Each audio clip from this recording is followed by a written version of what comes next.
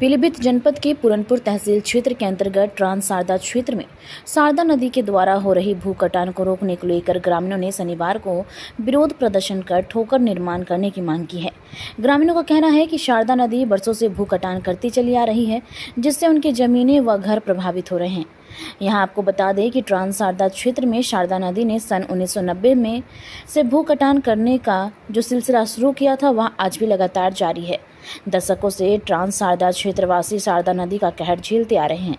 हालांकि बाढ़ खंड विभाग ने बाढ़ राहत बचाव कार्य के नाम पर करोड़ों रुपए खर्च कर दिए हैं, पर स्थिति जस की तस बनी हुई है। प्रत्येक वर्ष बरसात के दिनों में शारदा नदी का जलस्तर बढ़ने से ट्रांस शारदा क्षेत्र में भूकटान की भयंकर स्थिति उत्पन्न हो जाती है। बीते वर्ष भी शारदा नदी ने ट्रांस शारदा क्षेत्र के अंतर्गत श्रीनगर, नहरोसा, राणा प्रतापनगर समेत कई अन्य गांवों में जमकर तबाही मचाई थी।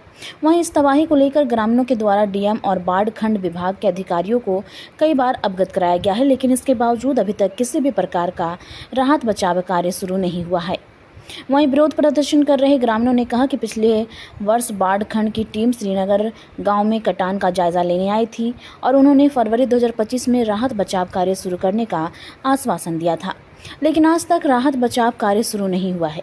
इससे नाराज दर्जनों ग्रामीणों ने शारदा नदी किनारे एकत्र होकर विरोध प्रदर्शन करते हुए जल्द से जल्द शासन प्रशासन से राहत बचाव कार्य शुरू करने की गुहार लगाई है। जी, क्या नाम है आपका? मेरा नाम नगीना राम है। कहाँ रहते हैं? श्रीनगर। ये जो आज आप लोग शारदा नदी किनारे विरोध प्रदर्शन कर रहे हैं, क्यों कर रहे हैं? विरोध प्रदर्शन इसलिए कर रहे हैं, वैसे तो 20 साल से कटान, नदी का कटान हो रहा है और सैकड़ों एकड़ ज़मीन, कई गांव नदी में चले गए। हम लोग भी अपने गांव को बचाने के लिए, गांव की ज़मीन को बचाने के लिए, कटान से राहत के लिए अधिकारियों को जब सूचित करते हैं तो उस पर कोई कार्रवाई नहीं होती है। मिसाल के तौर पे हम आपको बता देना चाहते हैं, ये हमने डीएम साहब को ये 5/9/2024 को हमने दरखास्त दिया था, जब यहाँ पे भयंकर कटान जारी था। उन्होंने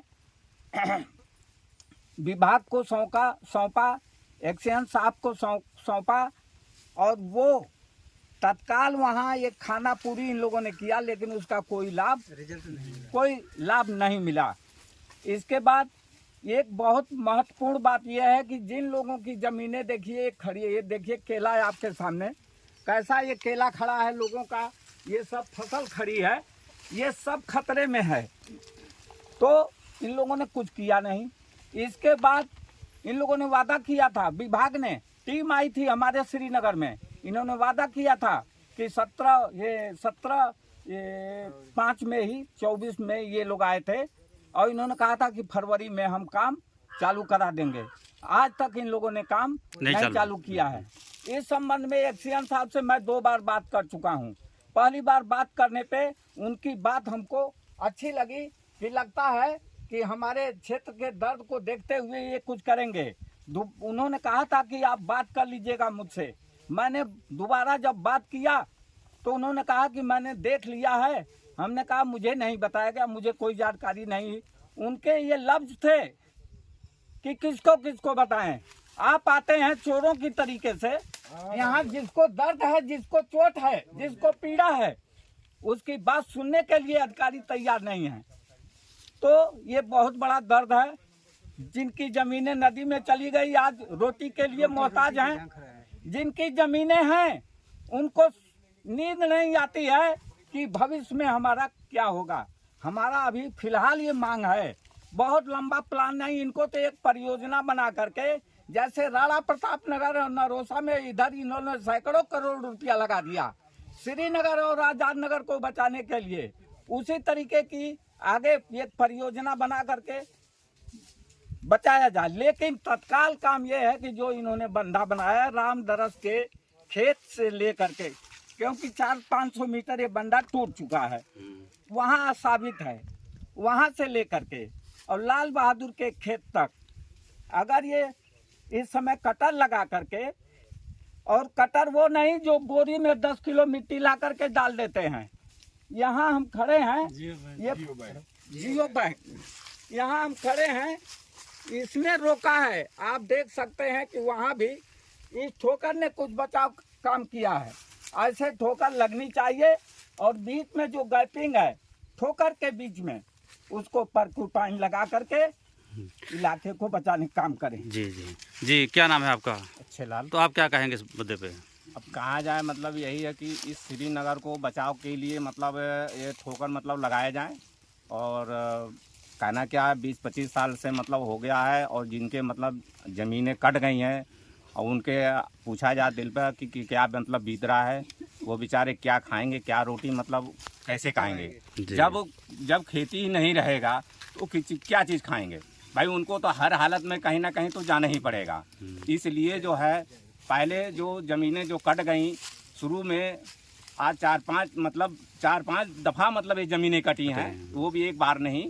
तो उसने इतने साल हो गए, 20-25 साल से हो गया है, लेकिन अभी तक कोई ठोकर वहाँ पर लगने का कोई वो नहीं था।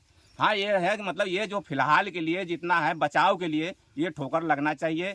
और इससे पहले जो अधिकारी लोग थे मतलब वहाँ पर ठोकर लगाने के लिए जो शुरू से जहाँ इसका सुतिये का जो मुहान जो आता है वहाँ अगर ठोकर लग जाए, जैसे धनारा घाट हो गया, वहाँ से अगर ठोकर लग जाए तो शायद और मतलब बचाव हो जाए। लेकिन ये ठोकर लगने से पहले कब लगना चाहिए कि जैसे मतलब जनवरी से शुरुआत हो जाए ठोकर लगने का, तब तो काम मजबूती से होगा।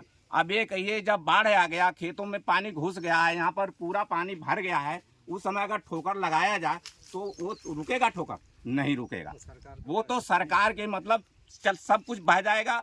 और जितना सरकार की संपत्ति जो लगती है वो जितने अधिकारी जो लोग हैं वो पता नहीं क्या करते हैं क्या नहीं करते हैं, कुछ समझ में नहीं आता है, वो बेकार जाता है। इसलिए जो है गांव जो है बिल्कुल इस समय खतरे पे है।